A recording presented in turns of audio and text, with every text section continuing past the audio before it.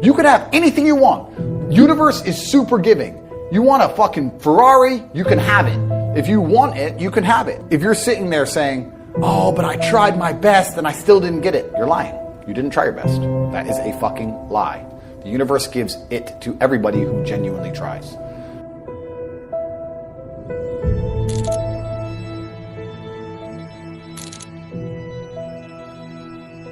I want you to get pen and paper and write down everything you want to achieve in the next 4 years, the children you want to have, the car you want to drive, the money you want to make. I guarantee you, every single thing you write down on that piece of paper is going to come true. Because when you've come from the absolute bottom to the absolute top, and you've done it all off of your own back, and hard work and dedication, and never missing a day, the only shortcut to life is to never miss a day. One, because of compounding interest, and two, because sometimes you get lucky. And you'll never miss a lucky day if you try every day. If you don't try every day, you might miss your lucky day. And that's what people don't understand. If you never miss a day and you never don't try and you're always on time, was I late today? No, on time, and you try and improve every aspect of your life, and you're a professional, and you try and make sure that you analyze your decisions, you give yourself feedback, you don't make mistakes, you're not lazy. If you try and you make it to the top, you end up elitist, because you look at the people down below and you're like, well, why didn't you try? I did. Oh, I did too. No, you didn't. That's a lie. Most of these children today are so messed up from TikTok, they can't even focus on one page of a book, any book, because all they do is scroll. Have you ever seen someone on TikTok, how fast they change video? Yeah.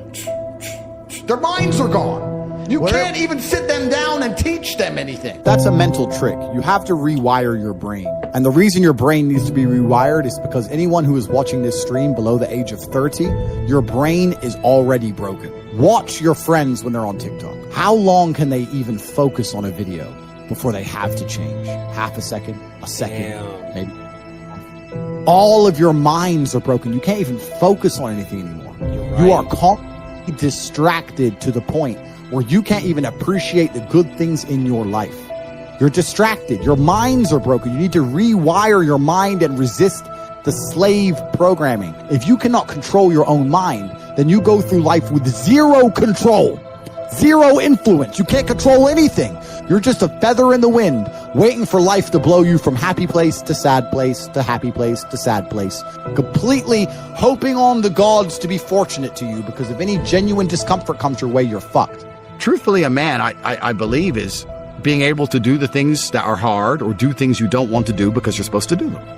I think that's what a man's always been. A man is supposed to be strong. He needs to be strong, so he has to become strong. That's his job. A man is supposed to be brave. It's not that you can't feel fear. It's that you have to be brave. Oh, an attacker's here. I'm afraid, but I'm a man, so I will go and engage the attacker. It is my job. I say that life as a man is exceptionally difficult. I say the most beautiful and the most terrifying thing about being a man is you're born without value. Society doesn't care about you. You're only going to be cared about based on how useful you are. You have the chance to build yourself up and become a superhero if you're prepared to do the hard work and be indefatigable enough to never quit. But if you're going to stand around and wait for a handout, nobody's going to ever respect you. And I think that a lot of people have forgotten about how difficult and how competitive it is as a man. We're always in constant competition with each other. And it's your duty as a man to stand up and say, I want to be as important and strong and good-hearted and God-fearing as possible. And I need to work hard to achieve those things. I can't stop myself working as a person who doesn't need money. And then there's people with no money who don't work. It blows my mind. Which is why the winners are winners and the losers are losers. Losers do a little bit of work and rest. Winners work as hard as possible and worry they're not working hard enough. It's just a separation of personality types. And it's almost like you can't save these people. I have something I sent in my email recently. I said, you could give the average man a brand new Ferrari and a road map and a coffee and a full tank of gas and tell him the destination, success. And halfway along the drive, he'll quit because it's too far. No matter how well you set it up for people, they'll quit. You may have accepted the matrix telling you that you now have an excuse to fail, as opposed to using it to grow.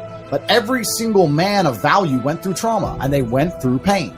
It's going to be painful to get strong, painful to get rich, painful to become important, It's going to be painful to become good with women. Your heart's going to get broken a bunch of times. You have to be prepared for the pain. If you're not ready for pain, you're never going to be anything that matters. So Justin just absolutely and utterly nailed it.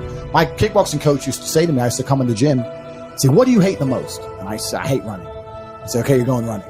I say, why? He goes, because whatever you hate is what you need. Whatever you hate is what you need. I wanted to spar, bag work, pads, no problem. Running, I didn't want to run, but that's what you need. And that's what life's about. You're not going to be able to go through life avoiding pain and also becoming a man of quality. You're going to have to be that guy who's been through so much shit that he can wake up and go, this ain't nothing. This ain't nothing compared to back then. This ain't nothing compared to that time. You know, and if you're not going to be that guy, then you're going to always suffer the consequences of not being that guy. There's pain to become important, and there's pain in not being important. So you have to make a choice. So I think Justin absolutely utterly nailed it. I think his answer is even better than mine could be. You need to find something you're afraid of, find something that could hurt you, and go do it. And that's one of the great things about being young, right? You're basically superhuman. Yeah. All of us are our age. We're all in our 30s. I remember when I was 21. Like I had Wolverine-like healing abilities, and this is actually one of the problems with the world today. I noticed the internet's fucked this up because we have all these youngsters who have a voice. They all think they know something on Twitter and on the internet, these kids, right? When I was 23, 22, I didn't know shit. I'm 35 now. I'm one of the smartest men on the planet. And when I was 23, I didn't know shit. When you're 35, you're definitely going to still be a dumbass. So when you're 23 like you are now, you don't know anything. Your only attribute is the fact you have Wolverine-like healing abilities and you're not using it. Stop talking, start listening, get out there, get hurt, get the fuck back up. You should have no interest in what people think about you.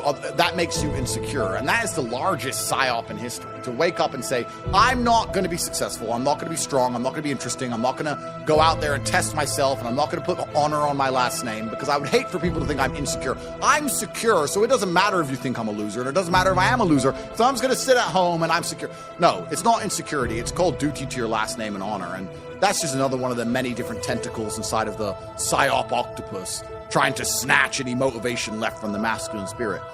If I was a man who was unsuccessful and I hadn't met my physical capability or my financial capability or my mental capability or my spiritual capability, I would be insecure. I would sit and say, this is a failed version of who Andrew Tate could be. They're beyond saving because they're the worst thing you can possibly be, which is a quitter. Being a quitter is the worst thing you can possibly be. God himself can't make a quitter important, because the only reason the place you're trying to get to has value is because it was difficult to reach. If everybody could reach it, there'd be no value. Value is linked to scarcity. The whole point goal is valuable is because it's not everywhere. If it was everywhere, it wouldn't have any value. The reason the place you're trying to reach is valuable is because people can't get there. So if you're the kind of person who quits, you're never going to get there. Quitters are the worst. You could give a quitter a map, a treasure map, and a hot air balloon. And say it's going to take you right to the treasure. It's going to be a 7-day journey. Man, here's a sandwich. Yeah. And halfway through they'll be like, oh, I'm cold. Yeah, you just said that, 7 days? Nah. Yeah, and they'll quit. Yeah. Quitters will never make it. And there's a huge subsect of the populace who are basically simply quitters. I've never in my life seen anyone who's determined to get something not get it. I've never seen somebody who is determined in their heart to get something not get it. The universe and God is so giving and providing. People think it's difficult out here. I disagree. I've never seen someone wake up and say, nah, this is all I care about. This is all I want. Not get it. Everyone who thought that way in fighting was a world champion. Everyone who thought that way about money was rich. I've never seen anyone fail. Bro, I've seen people with no credit score and no job determined to get an R8 manage to get one on finance somehow. I've seen it. If it's all you want, you're going to get it. You're going to find a way to You're going to find a way. Yeah. People go, oh, I want this. If you want it, you have it. If you're going to be a man who's going to sit and say, I'm just sad, you are always going to lose in competition to men like me. No. And there has to be losers for there to be winners. I am tired of sympathy. Sympathy doesn't work for anybody. I'm not going to sit here and be sympathetic for people who say they're too sad to try hard and be their best. Guess what? Perhaps I was sad every time I did exactly what I was supposed to do and trained anyway. Perhaps I was afraid when I fought anyway. Perhaps I was tired when I worked anyway. This is how you get ahead in life. I don't have a fucking ounce of sympathy for these people who sit here and say, well, I feel this way, so I can't. Then don't do it. Stay down there. The winners are at the top, and the winners at the top don't give a shit about how they feel. We wake up and we perform regardless of how we feel day after day. So if I'm going to ignore my own feelings, I'm certainly not going to take into consideration anybody else's. Yeah. Why am I going to ignore how I feel and make sure I'm constantly performing performing regardless flawlessly and then sit and go, oh, but he doesn't feel good, so he's allowed to fuck up. No, you are not. You're not allowed to fuck up to your ancestors or to God or to yourself. You have to perform.